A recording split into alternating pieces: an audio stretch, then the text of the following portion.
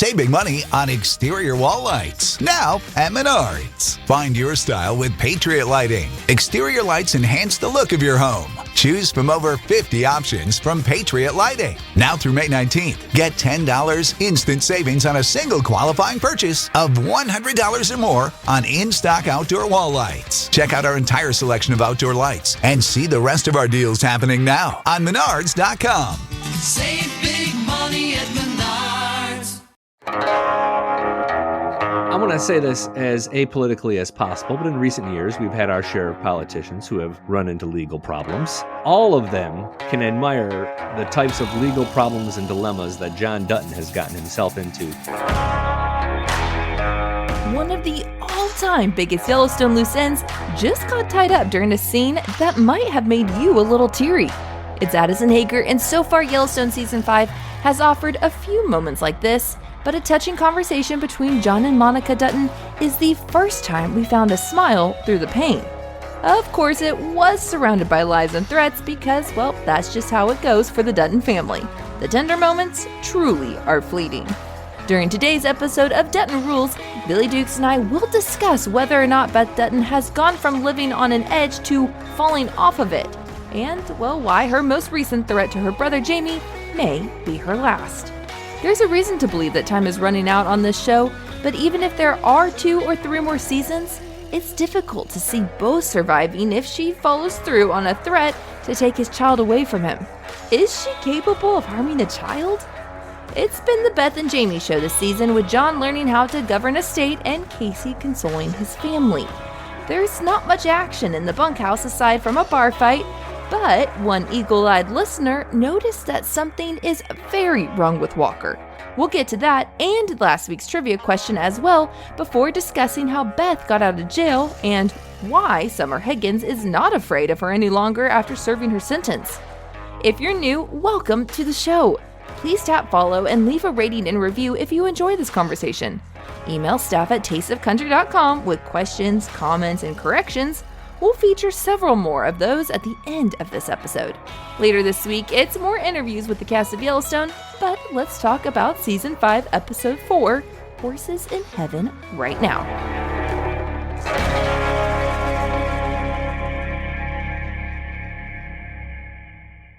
This is the story of the one.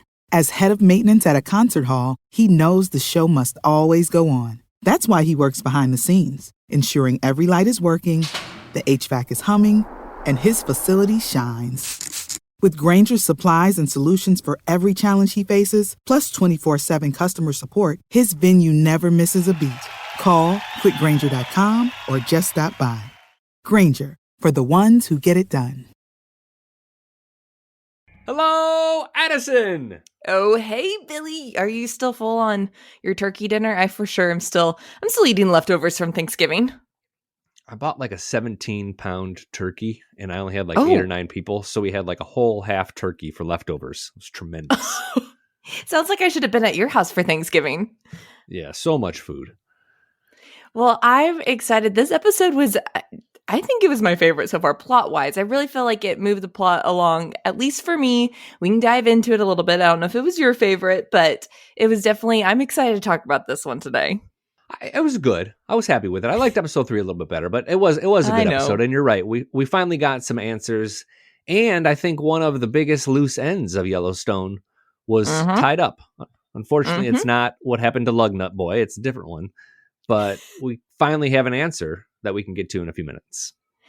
Also, I completely forgot about Lugnut Boy, and I forgot about your love for him. But don't worry, I am now vividly reminded how much you loved him.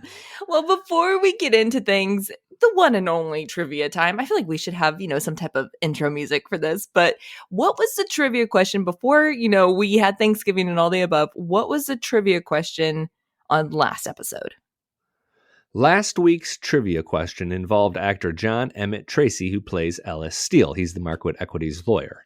And it was kind of going through his filmography to find a movie where he saved the life of a country music singer. And the question was, which country music singer was in that movie with him, and then who he also saved his life. And the correct answer, I got to give a shout out to Cheryl.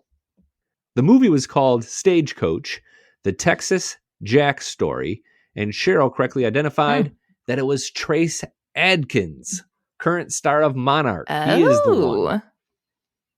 And Cheryl Good took job, it easy on Cheryl. me. No punishment. What'd no she say? punishment for me. Oh. She just said give her a shout out and she'd be happy. Cheryl, I'm giving you a fist pump. Go girl. Hope you have a great morning. You're a badass, Cheryl. You get in there and you show them who's boss today. Make some things happen in Cheryl land. Today is your day, girl. Boom.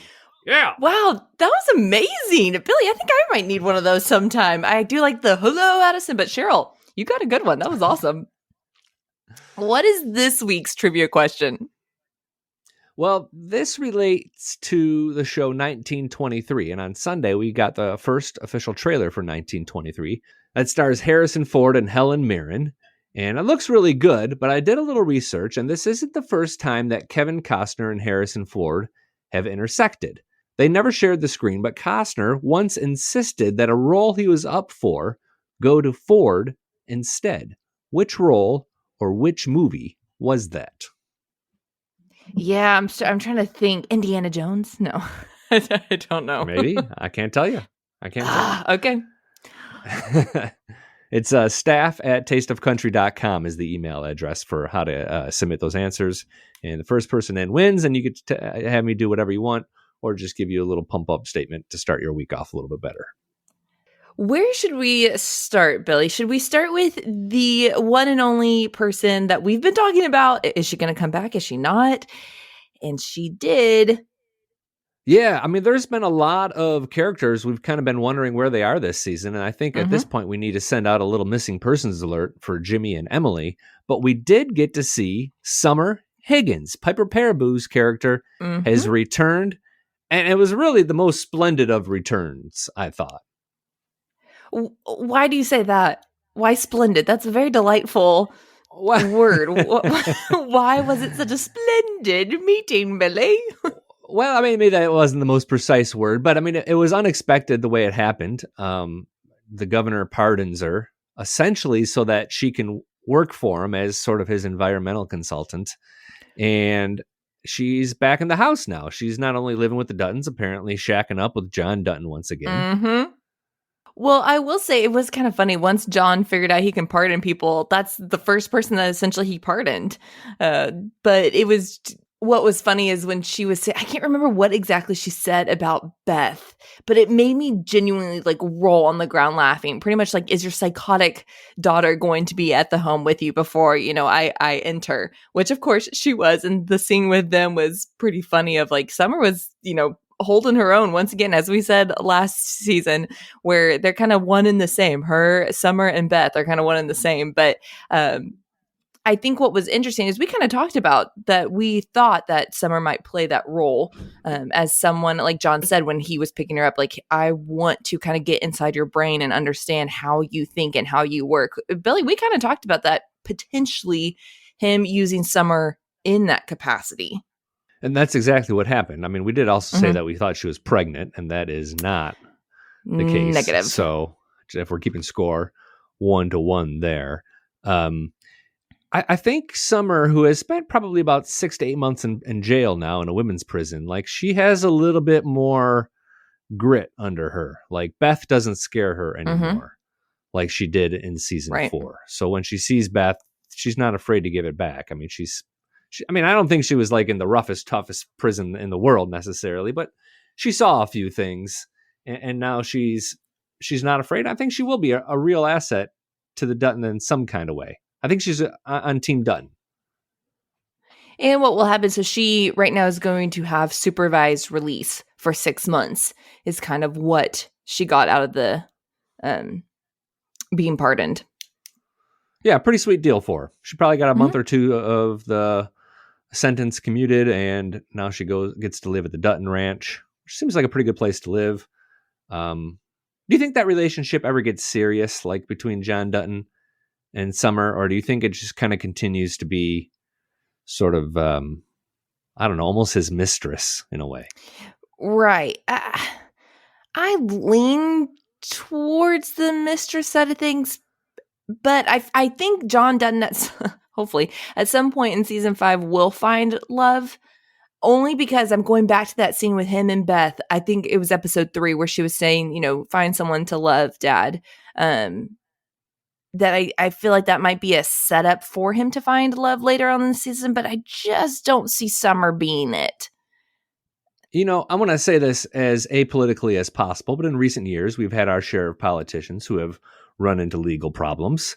But I think all of them can admire the types of legal problems and dilemmas that John Dutton has gotten himself into in just 1 week of office. He has had national park wolves shot on his property, so Fish and Wildlife is visited, and he's soon going to have environmentalists. His chief of staff got into a bar fight and was arrested, and he commuted a former protester basically so she could come work with him. Like, he pulled a woman out of jail to come join his staff, and then, oh yeah, by the way, he's also sleeping with her. Like, this is like 1 week. We've had 1 week, and this is what he's gotten into. I don't know that he's doing a very good job at keeping the character bar very high in the governor's office at this point. But well, should we talk about one of his issues currently? Should we dive into the Beth situation? Yes, I think this was probably the most important thing that happened last episode was Beth and Jamie. I mean, there was a lot of Beth. This is a Beth and Jamie season. Correct. But the Beth and Jamie the Beth and Jamie scene on the highway, and then that led into the funeral scene. I think that was probably the nut of what happened to this episode. Well, and backing up a little bit, we learned a little bit more with the lady who had been hit by Beth, that she actually coaxed a little bit more than we originally thought. Originally we thought Beth was just, swinging a good old beer bottle at her, where this lady came in hot and verbally essentially assaulted Beth. I didn't like how we didn't find that out until the start of episode 4. Like that scene where she says, "I'm going to take your husband home. There's nothing you can do about it," or essentially like that. We didn't see that in episode 3. All we saw was her looking at Beth and then Beth hitting her. And then finally come to find out she actually kind of provoked the situation. Like, as a viewer, that I felt like that unnecessarily played with my emotions. I thought that was unfair. But in the end, it gives them a way to get her out of jail because the woman provoked it. She's also sort of a defendant in the bar fight, or a provoker of the bar fight. She could face her own charges. I kind of like that this was a scene that you really kind of saw Jamie actually get to have the upper hand for once. Normally it's Beth squashing him with her whole fist, but this was one scene that I was like, finally Jamie can take a lead for a hot second. And then they get in the car. I didn't know that none of the family knew that none of the family didn't know Jamie had a son. I thought someone in the family knew. That was totally new information. Well, and to back it up real quick, what had happened was they were driving back, and I can't remember why Beth had turned. I can't remember why Beth had turned around that she would have seen the back seat, which we had even talked about, up until now. We're like, where is Jamie's son? That, we saw so vividly the end of the last season. And so Beth turns around to get whatever was in the back, or like I said, I can't remember really how that happened, but she sees a car seat and then all hell breaks loose. Yeah, all the feelings of hate and resentment she has towards Jamie, going back to when they were teenagers, and he took her to the reservation to help her end her pregnancy, and as a result, she can't have kids any longer. It just exploded, and she starts beating him. He whips the car over and manages to put it in the park.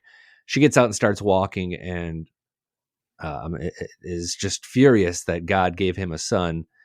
And tells him that she's going to take the son from him, that next time he sees him, he should say goodbye to him because he's good as gone. I mean, the boy's like 1 or 2.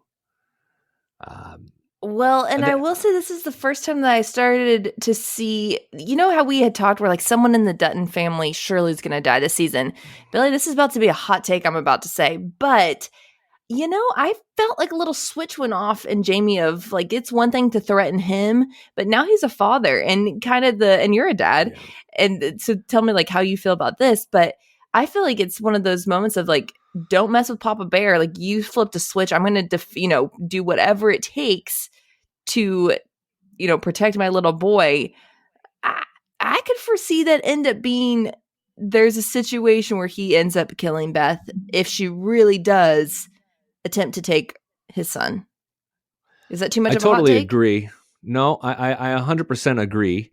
And I'll go even a little bit further. I mean, you can sort of line up that conversation with what he's kind of getting involved in with regards to Sarah Atwood, which seems to be an out of the family in some sort of way that's still vague. But I think if Beth and Jamie were having a 12-round fight, we just rang the bell on round 12. Like, I think this is the final round of their fight. And I think when this fight ends, the series ends. Like, I think we have to face the real possibility that season 5 is the last season of Yellowstone. Because after this wraps up, after the Beth and Jamie and this part of it comes to some sort of conclusion, which I don't know how it conclude anyway, but deadly.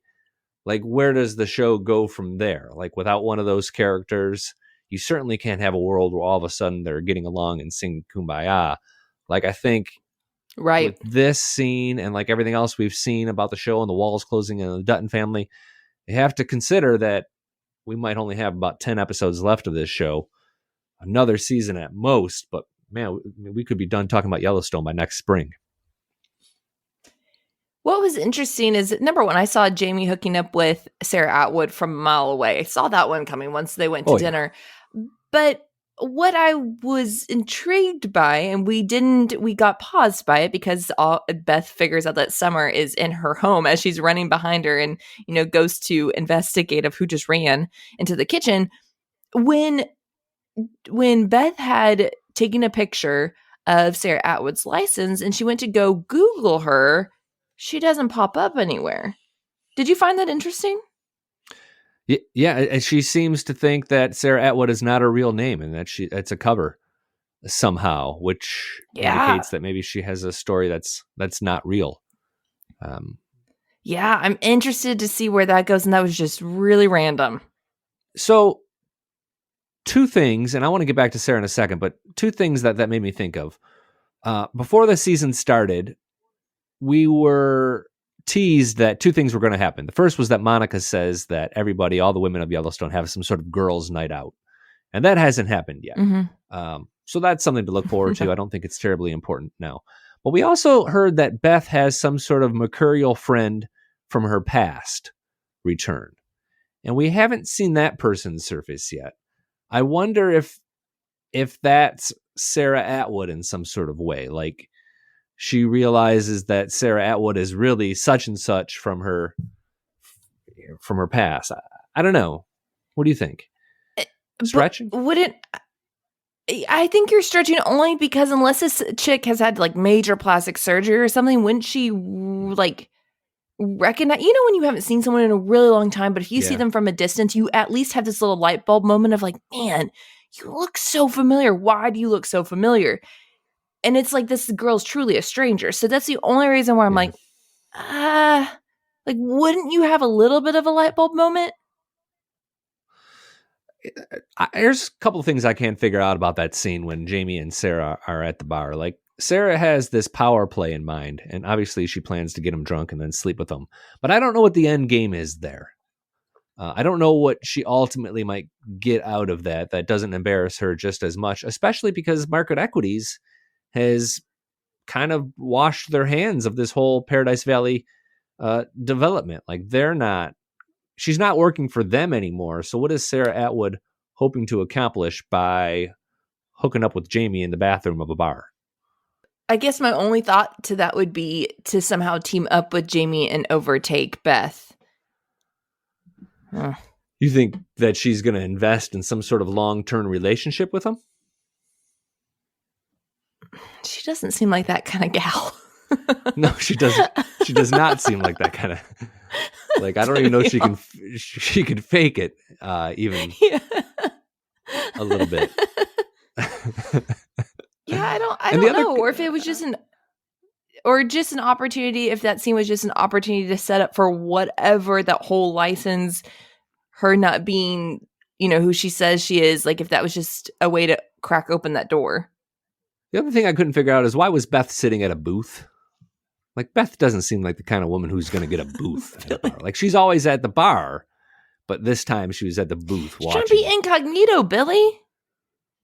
Exactly. Don't do anything normal if you're trying to sneak up on someone. Not that I do that often, but I'm just saying. One thing that I want to touch on real quick, and it's a side, but it's along the lines of kids, and then we can talk about the funeral.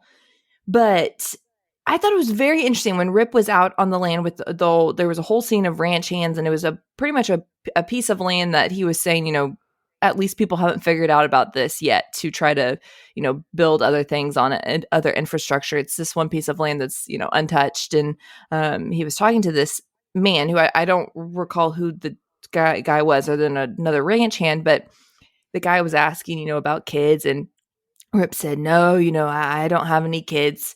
And Billy, what I found so interesting, and this little moment came up in my head of like, okay, we have Carter, who essentially is like a child to Beth and Rip. And it made me think, Carter's under the age of 18. Why did the state just the state's over here going, oh, just have him. The logistically, is there no adoption? Is there no fostering? Like there's a little bit of some gray area here that I'm like, is the state just handing out kids without any, tie of, hey, are you going to foster? Are you going to adopt? Carter's just like, Rip ran away. Carter very much so was brought to the Dutton Ranch by authorities.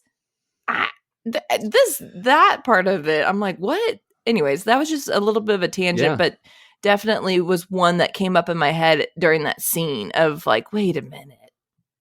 Well, I mean, from the outside looking in, it looks like a kidnapping because the kid lived in the stable for a while. I think now he has a bedroom. But you would think there would be some sort of paperwork. Social services would check in every once in a while because a state official brought him there. It was the old sheriff, correct, Donnie Haskell, who dropped him off. He didn't go back and file some. Yeah, no, you're right there. Like with Rip, it was understandable why that happened because Rip was a runaway who just showed up, and then he had a new identity. But Carter's not. Carter is. Like he had a father at the very least, and maybe some extended family, maybe not, but presumably he attended school. Links. Is Carter not attending school?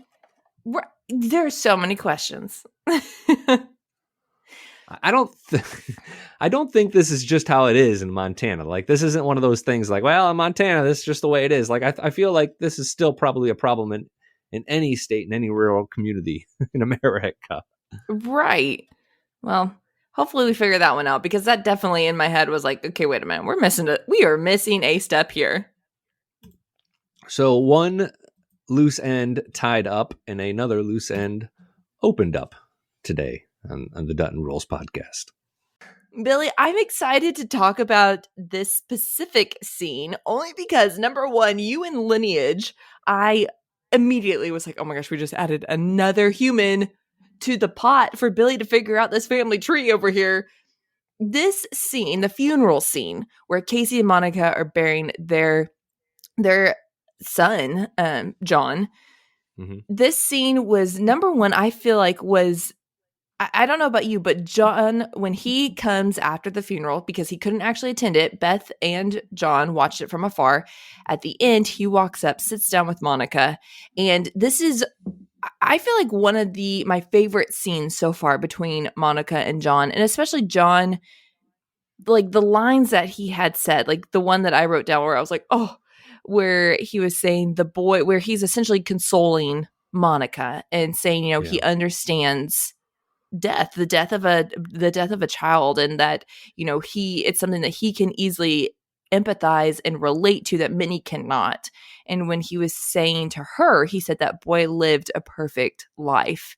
And, Monica is becoming teary-eyed. I'm becoming teary-eyed when I'm watching it. It's just a really sweet, tender moment. And in that tender moment, and Billy, I'll let you take this one. In that tender moment, we learn that not only did John lose a son. Oh, I'm not there yet. Hold on. I'm about to tee you up. Sorry. Don't worry. Billy's itching. Go ahead. That he also had a brother named Peter. For about 18 hours, he had a younger brother named Peter Dutton. And he's sharing how that after his baby brother was born, he died 18 hours later, and it really hardened the heart of his mother for the rest of her life. And essentially, he's encouraging Monica not to let the same thing happen to her. If you remember way back at the finale of season 2, there was a scene between Kevin Costner's John Dutton and Dabney Coleman, who played John Dutton's dad, and they're sitting on top of the mountain. It's right before John Dutton's dad dies, and he's talking about what he misses. And he says that he misses his mother, being John Dutton's mother. And then he said he misses his brother as well.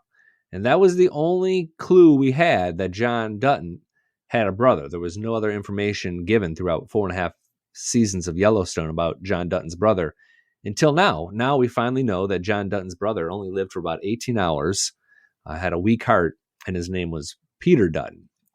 Well, and now the scene in episode 2 where Tate's sitting outside of the hospital room and John comes and sits next to him, and Tate tells him, I had a brother.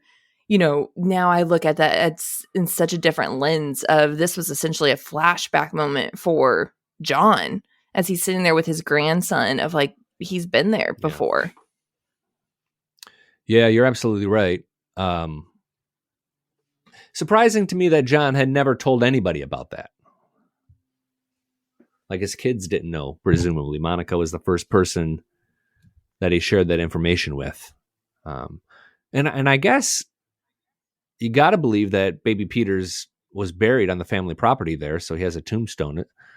But maybe there's no stone. I don't know. Who knows? But I guess I was surprised that no one knew that. I just kept thinking back to the Beth and John scene on the front porch, where clearly he was just saying, there's some things you just can't tell your kids. I'm just curious if that moment would kind of line up would drop in the same bucket of just things that he can't tell his kids. But then I don't know why he wouldn't. So I don't have an answer for that. It was just me hardcore thinking of like the why. I don't have one. Can we play a game? A quick game? Oh gosh. Let's do it, Billy. Let's play a game. I'm here. Well, it's something I do with my kids on occasion. It's called Rosebud and Thorn, and you might play it, where you pick a rose. That's something that you really enjoyed or you're happy about. You pick a bud, which is something you're looking forward to, and then you pick a thorn, which is something that's annoying you or bothering you or troubling you. Let's play Rosebud, Thorn, Yellowstone Season 5 version. Oh, Season 5 in general. Oh, okay. Am I going first? I just really took the lead on that. Yeah, no, go right ahead. Go right ahead. Yeah. Okay. I think Rose, I'm very excited to see this Jamie son situation. I want to see the outcome of this. And pretty much the outcome of, because for me, it's like finally the ending or something of this darn drama between him and his sister. I'm over that. So maybe that's also my thorn. The Jamie Beth drama that is still just as heated as it has been in seasons previous. Okay. And then my what was the bud? What you're looking forward to? What I'm looking forward to? I'm looking forward to seeing how Abby, Lainey Wilson's character, continues.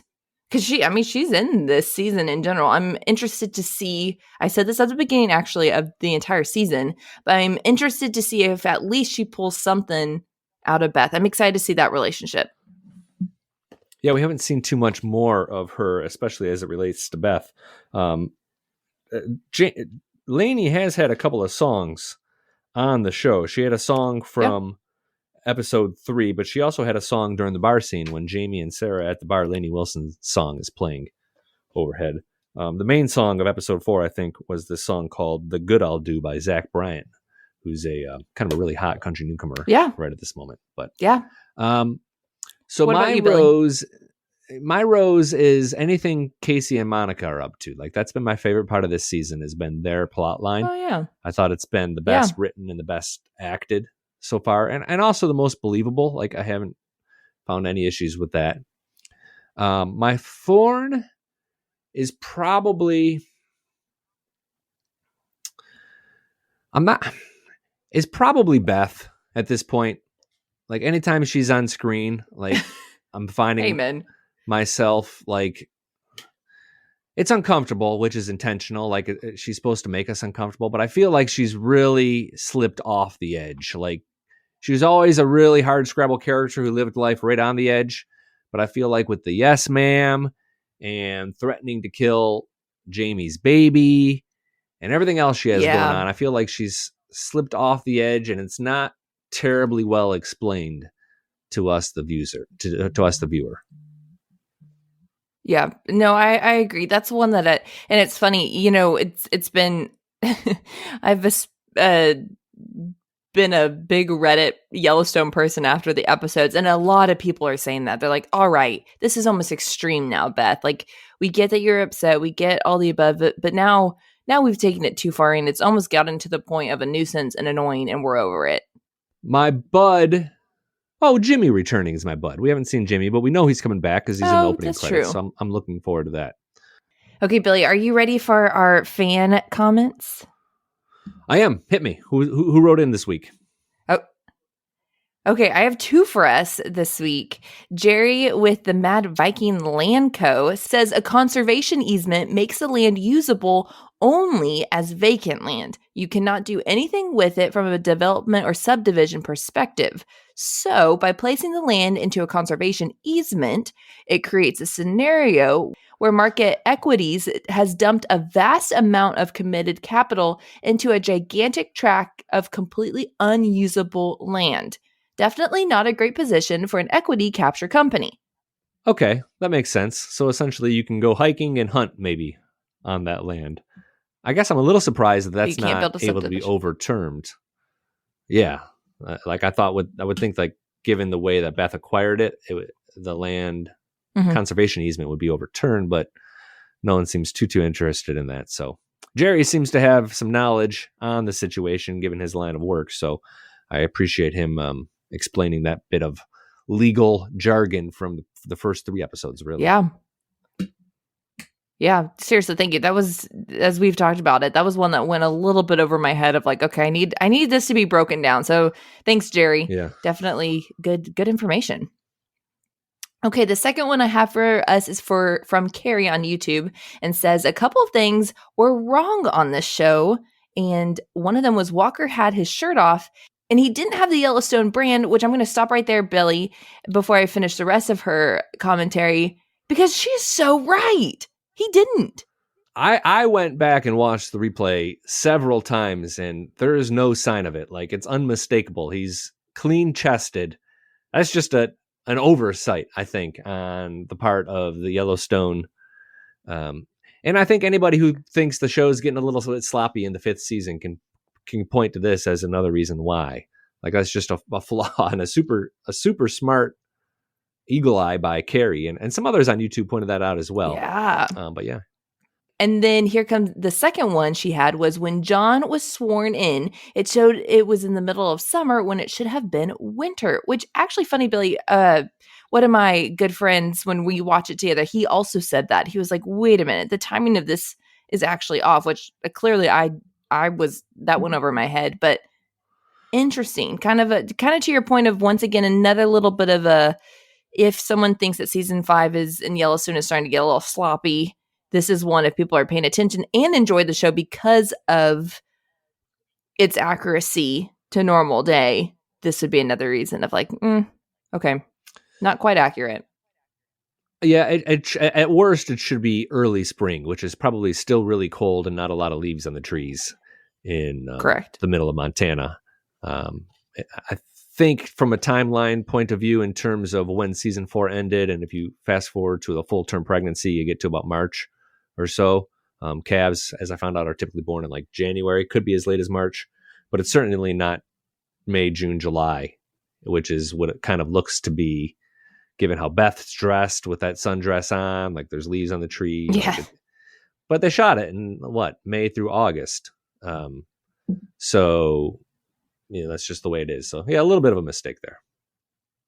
And then the last one that I have from Carrie says a lot of people think the girl in the bar, the one that Beth had on the head, was a plant by Market Equities, which, Billy, I actually could totally get on board of this one because of the statement that you made last episode where you realized that the girls both have the same last name. Yeah, Haley Brewer is her name, and John's assistant is Claire Brewer. I guess that's a okay theory, but I don't know what point that serves or what that's... That's true. It's possible, but I think we would have learned a little bit more about it during episode 4. So that was a comment in response to episode 3, which seemed reasonable at the time, but as now we've seen episode 4, that seems less likely.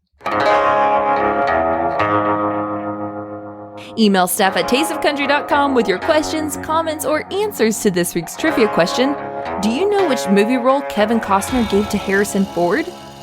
I'm Addison Hager, and on behalf of Billy Dukes, I'd like to thank you for making the Dutton Rules podcast the most popular unofficial Yellowstone and 1923 podcast. We'll break down 1923 soon and bring you even more cast interviews, including Cole Hauser, Luke Grimes, Brecken Merrill, and more. Dutton Rules is written by myself and Billy Dukes with the help from Sterling Whitaker and produced by Billy Dukes. Please leave a 5-star rating and review and press follow before you go so you don't miss a conversation moving forward. As always, Dutton Rules, a Yellowstone 1923 podcast, is another great Townsville Media podcast.